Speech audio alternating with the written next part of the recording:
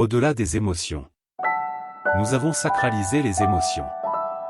Nous nous sommes identifiés à elles. Nous en avons fait quelque chose d'énorme, tout comme la sexualité. Nous avons beaucoup trop investi dans leur signification. Nous pensons qu'elles donnent corps à une singularité, la nôtre. C'est précisément à cause de cette identification que nous surréagissons, car elle touche l'image que l'on a de soi. Et c'est cette image qui se trouve constamment blessée. C'est donc par un mécanisme de protection émotionnelle que le moi réagit souvent de façon disproportionnée pour préserver l'image, pour la garder intacte et ne pas alors être blessé.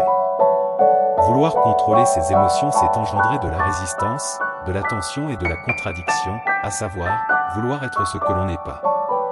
Ces réactions sont de l'ordre du conditionnement, des images et de la fragmentation de l'esprit. Aussi, il n'y a rien à contrôler émotionnellement.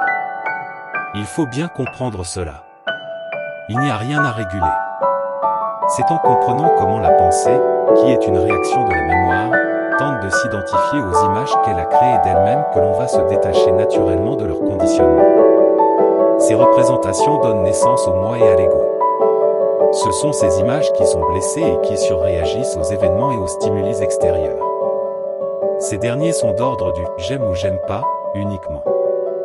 C'est donc en abandonnant les images et l'identification à ces projections que l'on peut se libérer de la tyrannie des émotions.